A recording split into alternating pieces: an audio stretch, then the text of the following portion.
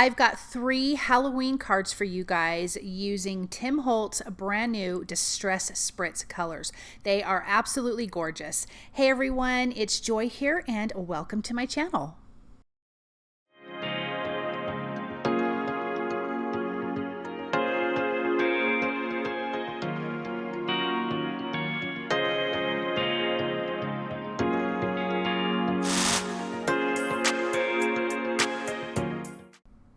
So I'm going to be using 3 of the new colors, Seedless Preserves, Rusty Hinge, and Mowed Lawn. I'm also going to be using Tim Holtz Stampers Anonymous Framed Frights with this. So I'm actually going to start with coordinating Distress Oxide colors and black mixed media cardstock from scrapbook.com.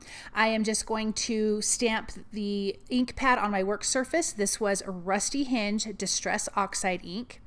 I spritzed it with some water so it would move around a little bit more, and then I dipped my paper in it. I'm going to do the same thing with Seedless Preserves and then with Mowed Lawn. And I have to tell you, I absolutely love how this Distress Oxide ink on the black cardstock, how that looked.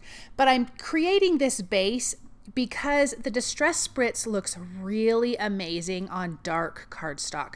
So I'm going to now spray with those with the coordinating colors. So this is Seedless Preserves. I did that Seedless Preserves background. Oh, I'm lying. This is this is Rusty Hinge. Sorry guys.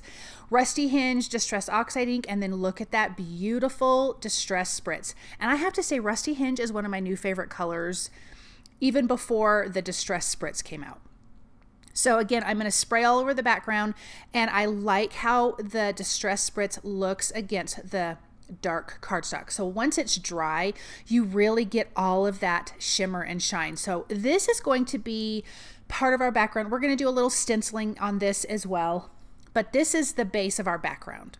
Then on white mixed media cardstock in my Misty using black soot Distress Oxide ink, I'm going to ink up, and I need it to be re-inked, and I don't know if I have a re-inker, so I had to stamp this multiple times.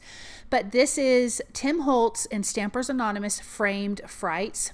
I love these. I definitely want to make some more cards with these because I just think they are so much fun. There's 4 stamps, but I only ended up using 3. So I'm going to stamp all of these the same way. Now, the reason why I did black soot, I was watching when Tim Holtz released his Stampers Anonymous Halloween, and you know how he shows all of the makers. Someone, it looked like maybe, I think he said spritzed their background of these stamps using black soot, and it kind of gave it this just really interesting look, and I thought I definitely want to try that. So when I was creating this, that was in my mind, and I cannot remember who the maker was, but her cards were really, really pretty. There were cards or tags, I can't remember now, but I'm also going to be using Distress watercolor pencils, all in coordinating colors, Seedless Preserves, Rusty Hinge, and Mowed Lawn. So when I spritz this with my Distress sprayer, it makes some of that black soot oxide ink run a little bit, which I liked. It kind of blurred the lines, and I kind of liked that look. And then it also had, the background was wet, so now coloring with the colored pencils, the watercolor pencils, I was able to color it nice and easy. So it was kind of like a 2-for-1. And I'm only going to color the sky on this. I think that would look really, really nice. So I'm going to do that for all 3 cards using all 3 coordinating colors. And again, just a little bit more spritzing, like very lightly. I didn't want my ink to just run off the page, but also when I was coloring with the watercolor pencils, it was grabbing some of that black soot oxide ink and kind of pulling that in, and I really did like that. So, but if you don't want to do it this way, I would say, you know, stamp it with a permanent ink, then color with your colored pencils, you know, getting it wet, and then you won't have any blurred lines. But I kind of liked that look, so that's why I did this the way I did it. Here is the Seedless Preserves. Again, doing the same thing, just coloring the background, and I'm trying to color lightly. I'm not going over it. I can see some of the lines. I do fix it on the Seedless Preserves. I could see the colored pencil lines more on this one for some reason. I'm not sure why, but I kind of went back over it, and I do go back over it with a small paintbrush.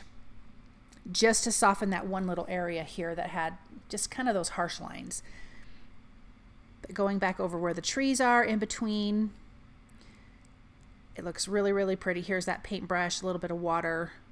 I am being careful not to just go into the black soot ink again because I don't want to pull all of that away, but that is looking better. Okay, let's go on to the mowed lawn, and those colored pencils are in set 1, 2, and 4 of the Distress watercolor pencils. So let's finish this one. So we have the cute haunted house, you have the ghost, there is this tombstone, there's also another tombstone. That's the 4th image that I ended up not using. And then there's other colors of the Distress Spritz that I didn't use. I do have another video. I have this video and another one showing the brand new Distress Spritz colors. And I kind of go over and I show you all the colors on the other video. So I will link that video as well here so you can check that out and see what I did on those cards. So here's that paintbrush again, just kind of softening everything. And then I'm going to trim this out with my paper trimmer, leaving it a little bit longer on the bottom. It looks kind of like a Polaroid. That was another thing that one of the makers made on Tim Holtz's video, and I really liked how that looked. So I thought I'm going to do that. Mainly because I wanted to put my sentiment at the bottom, and I believe they did the same thing. I'm using Hickory Smoke Distress Oxide ink and my blender tool with the Dome foam from scrapbook.com just to give that background some color. I'm going to take my scissors and really just rough up the edges. I want this to be very distressed. So I'm going to do that for all 3 of these pieces, and I'm also going to do that to my background pieces that we created with the Distress Spritz and the Oxide color. And again, I really love how the black backgrounds turned out. Because Distress Oxides are so chalky, I think it makes it look, that black cardstock look really amazing. And then I'm taking black soot around the edges of just those images. And then let's just distress this background here. And I'm going to do that for all 3 of these backgrounds. Super easy. I'm not using the black soot on the edges of these because it already is black cardstock. But look at that gorgeous Distress Spritz. It is so pretty against that dark cardstock. I want to use some black opaque texture paste. I'm using the Batty stencil from scrapbook.com, and I'm going to put this on all 3 of my backgrounds. And I like that black on black. It's 2 different colors, and then you have some texture. The bats don't stand out crazy, which I actually kind of like, but this dries really quick. So I'm going to put that aside. I'm just using a little bit of mint tape to grab onto my stencil. And I'm going to do this quickly so that texture paste doesn't dry on my stencil. But when I am all done with the 3rd background, I will absolutely go and wash this off immediately. Look how pretty that is.